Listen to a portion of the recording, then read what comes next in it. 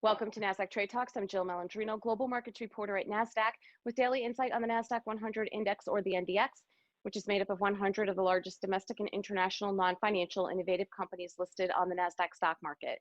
The NDX has been the barometer for U.S. large cap growth and also one of the best performing indexes over the last decade and a half, not to mention one of the most liquid index ecosystems in the world. We know what the Nasdaq-100 is, but what are the factors that go into the composition of the index? Joining me to discuss is Sofia Saravia. She's the Index Data Product Manager at Nasdaq. Sofia, it's great to have you with us. Welcome to Trade Talks. And before we get into the Nasdaq-100 specifically, how many indexes fall under Nasdaq's purview? Absolutely. Thank you for having me, Jill. So Nasdaq has more than 46,000 indexes, and this covers, on top of the Nasdaq-100, biotechnology, and the composite. This coverage includes 98% of the equity investable market around the world. We also have commodity, fixed income, multi-asset, volatility, and other strategy indexes.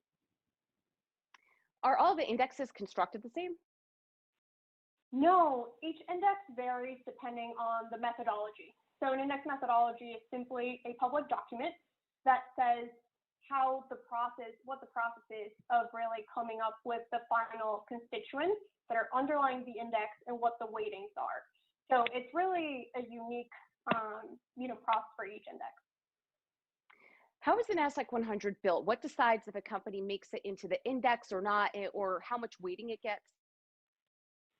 Yeah, so as I mentioned, a index is constructed by using the index methodology. So that's the document that really breaks down what the process and the rules are for having companies go into the index, and then how much weight is assigned to each one of the underlying securities.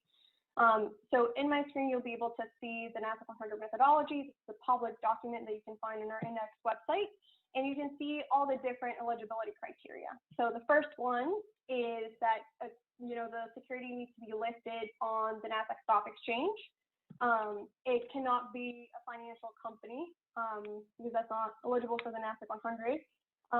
There's also geographical and security types and liquidity restrictions to the Nasdaq-100.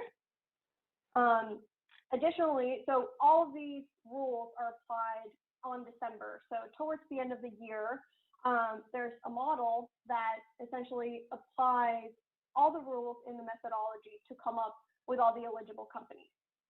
After that, the model ranks all these companies from highest to lowest market capitalization. So the largest companies are first, the smaller companies are at the end, and then determines which companies go in and out of the index by selecting the ones that are already in the Nasdaq-100.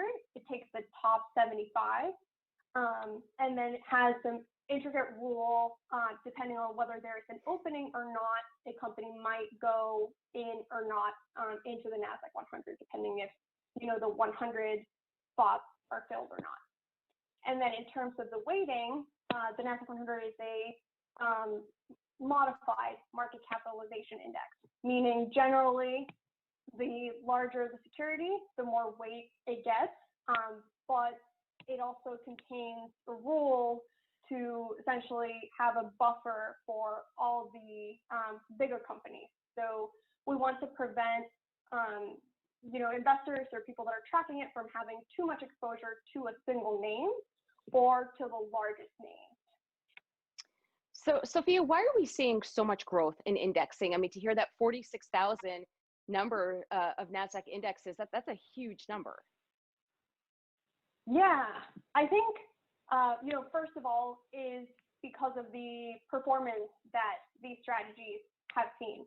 So if you compare, active versus rules-based passive management, you'll be able to see that passive strategies outperform active strategies most of the time. There are additional reasons to that.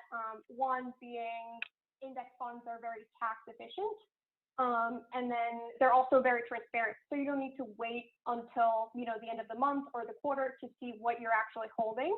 As you can see, the methodology construction is public, and the investors are able to see what's in their funds on the open and on the close of every day. All right, Sophia, appreciate the insight. Thanks for joining us on Trade Talks. Thanks, Jill. And thanks for joining me. I'm Jill Malandrino, Global Markets Reporter at Nasdaq.